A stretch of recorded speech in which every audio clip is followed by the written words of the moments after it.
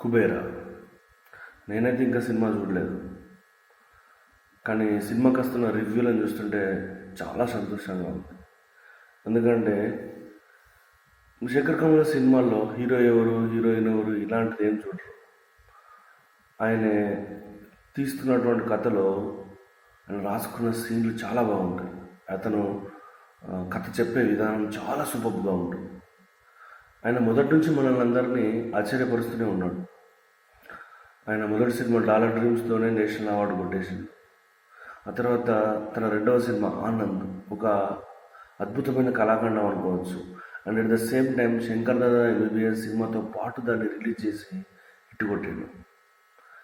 అంతెందుకు, తన happy days కూడా చిరుత సినిమాతో ప్యారల్గా రిలీజ్ చేసి హిట్ కొట్టాడు. దానికి ముందు గోదావరి, ఆ తర్వాత చాలా సినిమాలు, ఫిదా, లవ్ స్టోరీ ఇలాంటివన్నీ డిఫరెంట్ జానర్స్. కథను తను చెప్పేటువంటి విధానం మనము ఒక పద్యం చదువుతున్నప్పుడు ఎంత ఆనందంగా ఫీల్ అవుతుందో, ఒక పోయం చదువుతున్నప్పుడు ఎంత హృదయంగా ఉంటుందో, మనసుకు ఆహ్లాదంగా ఉంటుందో, ఆయన సినిమాలు కూడా అంత బాగుంటుంది.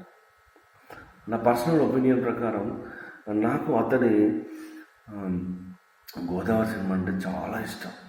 అక్కినేని నాగేశ్వరరావు గారు నటించిన అందాల రాముడు స్ఫూర్తితోటి, బాబు గారి స్ఫూర్తితోటి ఆయన తీసిన సినిమా అంత బాగుంటుంది. ఆ సినిమా కూడా హీరోయిన్ క్యారెక్టరైజేషన్ ఎస్పెషల్లీ అతని సినిమాలో చాలా బాగుంటుంది.